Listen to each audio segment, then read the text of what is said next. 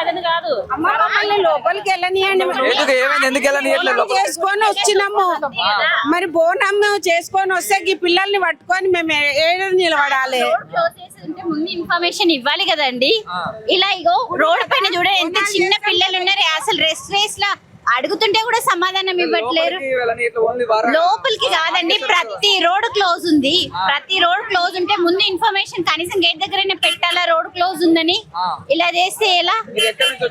మేము అంబర్పేట నుంచి వచ్చామండి. ఇంత దగ్గర ఉండి కూడా మాకు ఎందుకు ఓన్లీ మాణికేశ్వర నగర్ వాళ్ళకే ఎలా ఉందంట? ఎందుకు అలా? మరి ముందు ఇన్ఫర్మేషన్ చెప్తే మేము చేయకపోతుండే కదా.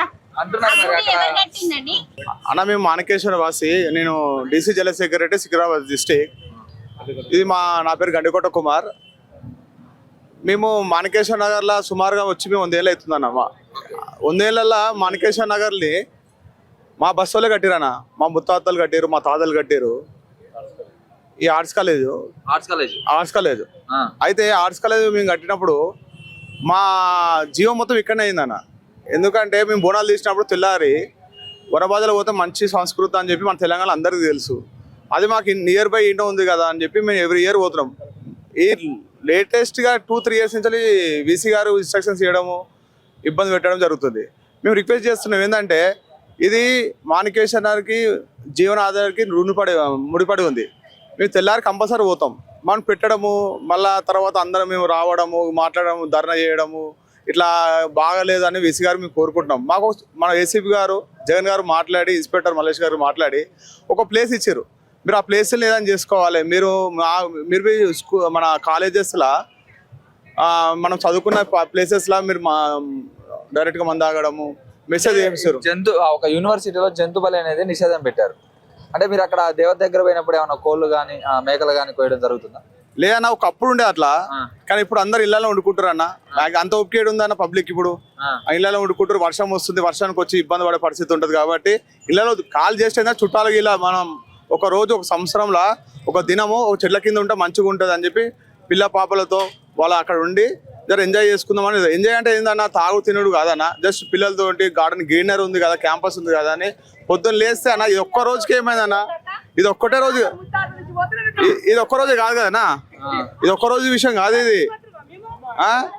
ఒక రోజు అయితే డైలీ పోతారన్న, డైలీ జరుగుతాయి అన్ని. కానీ ఈ రోజు ఎందుకు స్పెషల్ గా బోనాలు తెల్లారు ఎందుకు చేసుకుంటే న్యూసెన్స్? ఇదే కండిషన్స్ అన్ని రోజులు పెడితే బాగుంటుంది కదా బ్రదర్.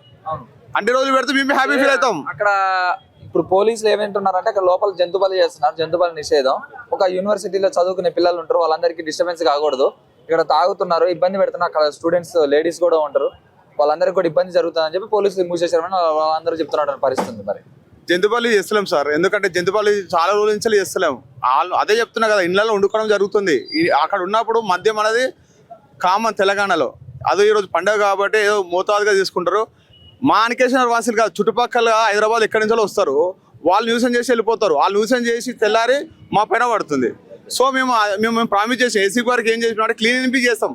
క్లీన్ చేసి మేము ఎట్టి పరిస్థితుల్లో క్లీన్ చేస్తాం, కవర్స్ ఇస్తాం, అది టోటల్ క్లీన్ చేసి మేము.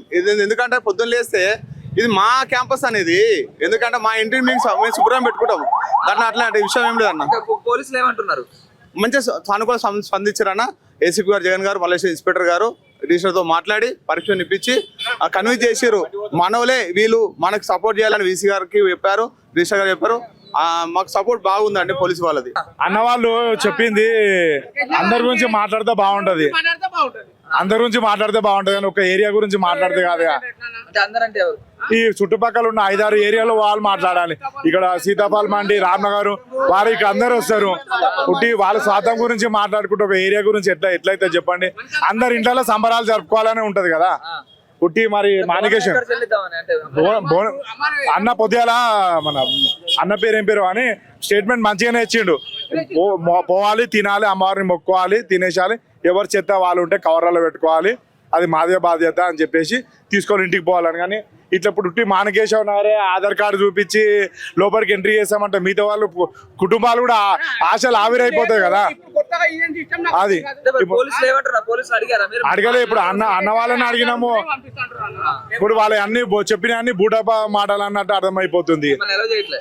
చేస్తలేరు అంటే ఒకటి మాణికేశ్వర నగర్ అంటే మాణికేశ్వర నగర్ పక్కకే మన వారస్ కూడా ఏరియా ఉన్నది. మరి మమ్మల్ని అలో ఏనిస్తలేరు, వాళ్ళని ఏనిస్తారు. ఒకసారి వచ్చారా? ఫ్యామిలీతోనే వచ్చినాం అందరం పట్టుకొని. ఉంటది ఇప్పుడు 70 కుటుంబాలు ఉంటాయన్న.